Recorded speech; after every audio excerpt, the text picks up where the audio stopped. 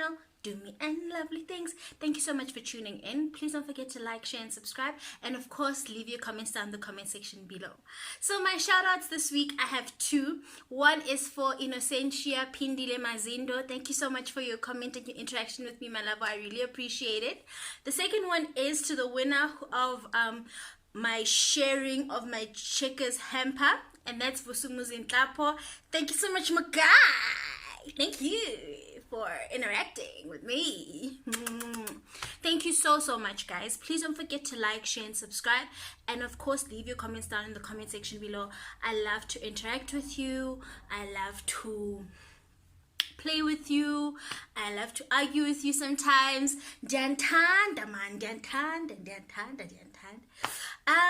So yeah, this week on Amabishop is back. And the topic that they were talking about this week was, I think his name is Trustford Bushiri, the older brother of Shepherd Bushiri. So ECG has a church in Durban, I think they said, and the person who, or in someone in KZN, and the person who runs that church in KZN is Shepherd Bushiri's older brother, Trustford, or Trustmore. Right? He's not appearing on Google. So anyway, Bushiri has an older brother. His name is Trustmore or Trustford, and he is the head of the ECG church in KZN. So there's a lady that came out and she was reporting that Trustmore allegedly raped her. He had invited her.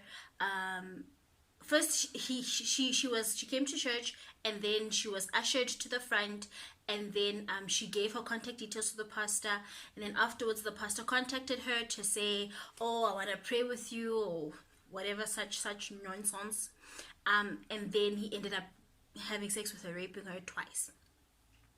And then another gentleman also came onto the show to allege that he was one of Trustmore Bushiri's henchmen, and his fiancée ended up being raped by Bushiri, allegedly, and that he now also was part of covering up what this pastor was doing with the young girls in the church.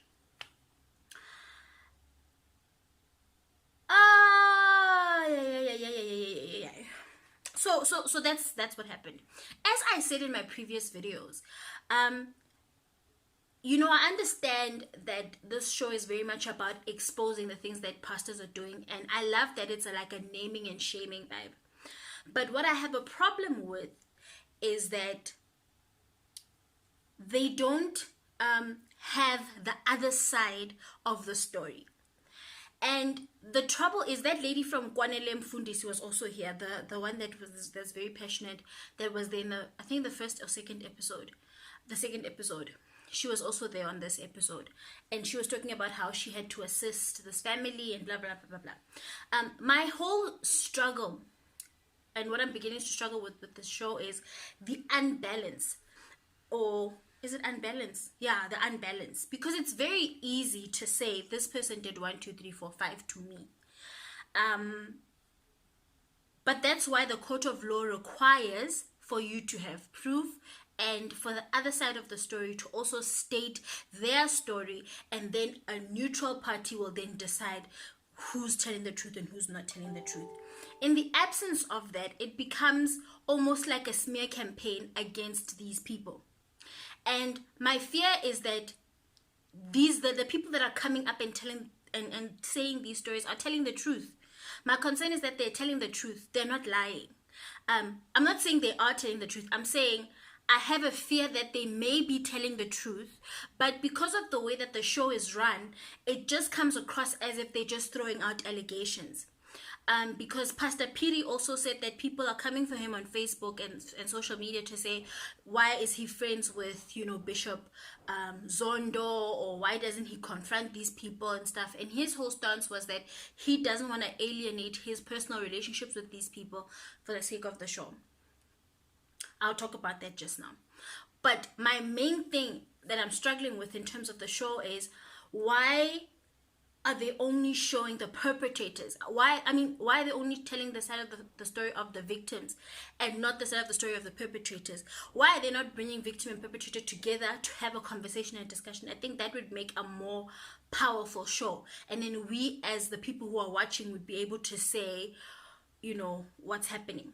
However, I think it's a good start that they are airing out all of these things that are happening, but it becomes a difficult show to review if every week I'm saying the same thing. This week they were talking about Bushiri, last week they were talking about Zondo. You know what I'm saying? If I'm just reporting on that, who the pastor that they're complaining about, the allegations are all similar. It's all about rape, witchcraft, doing evil things to get ahead. So that narrative stays the same in every story. And the only thing that changes is the name of the victims and the name of the perpetrators.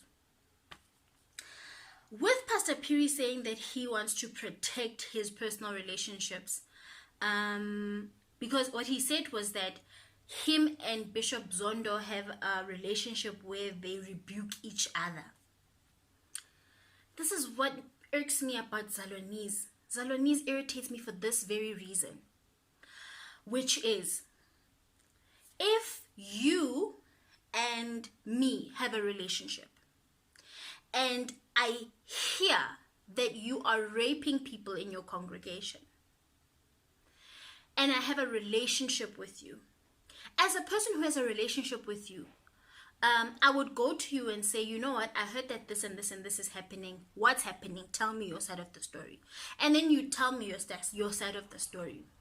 But now more and more people are coming to report negative things about you to me. And at what point am I going to be like, okay, Sharp, this is what I heard about you, but I'm not going to listen anymore? Or this is what I heard about you and I'm going to investigate? Or this is what I heard about you and I'm going to be involved? Understand, if I have a personal relationship with a person, it becomes difficult to balance out in situations like this, preserving a relationship and seeking out the truth. And the thing is that we are a generation of lukewarm people who want to please the people around us, who want to keep our relationships, and yet still proclaim to be on fire for the things that are righteous in the Bible, the things of God. And we can't have it both ways. That's why we are lukewarm. Sometimes we are cold, sometimes we are hot. And that's why we as a body of Christ are becoming so ineffective.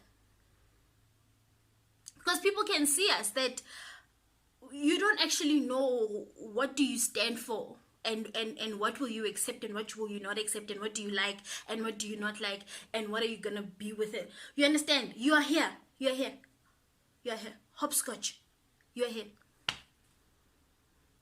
You understand? We can't hopscotch. And for me, Pastor Phiri is the epitome of hopscotching. Because you can't come on this show and listen to people saying that this guy raped people and be a part of that conversation and then turn around and say you want to preserve your relationship. How can you want to preserve your relationship and say we rebuke each other? Are you rebuking what you are hearing? Because either you don't believe the allegations or you do believe the allegations. And I'm not saying that he needs to separate himself from Zondo and just be cruel to Zondo and just push Zondo away. That's not what I'm saying. But what I'm saying is he can't have the best of both worlds. He can't have the privilege or the comfort of enjoying his relationship with Zondo and at the same time sit around people who are persecuting Zondo. How? You can't walk with someone unless you two agree, bruh. That's a biblical principle.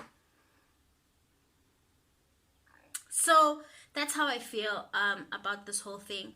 There's been a lot that's been going on in South Africa, including Lufuno killing herself, suicide, and AKA's girlfriend, and Bushiri's daughter passing away. there's been a lot of things that have been happening in South Africa, and if you watch my channel, you'll notice I have not commented on any of those things or made videos on any of those things. And that's because I just believe that we have to draw a line as people about the things we put our mouths and our opinions on. It's very different to talk about a TV show and then to talk about someone's daughter or husband or child or son having harmed themselves or suicide. You know what I mean? And then the other part of that is I don't like to comment about things that are touchy, like bullying. I as an adult went through bullying. I went through bullying as a child. My whole life, bullying has been a big topic, and I don't think that I'm informed enough to understand the human psyche. I will need to really research, think about it, and then present a well-rounded conversation about bullying. So that's why I don't really do conversations about that. I don't really do conversations about that because it's like, it's a bit touch and go there. So hey, that's why I haven't commented about that. But that is all that happened this week on Abafundisi. It was a similar conversation about rape, about abuse in the church by a senior pastor, and this time it was Shepherd Bushiri's older brother, Trustford Bushiri, the lady from Khimba Mkhize was there. Bishop Phiri is still standing by the fact that he needs to maintain his relationship with Abafundisi, and therefore he will not say something negative. And that's it, guys. I ain't got no more. I ain't got no more. No more. No more. No more. I ain't got no more. No, I ain't got no more. No more. I love you so much. Please don't forget to like, share, and subscribe. And of course, leave your comments down in the comment section below. Please let me know what other TV show you would like for me to review and comment about, or bring you some type of reviewalities there. Thank you so much, guys. I really appreciate all of your support. We're almost at 500 subscribers. Aye, 500. Aye. It's alright. Sizofika lopo siya khona. I love you so much, Mama Lavo. Until next time, don't forget to like, share, and subscribe. Bye.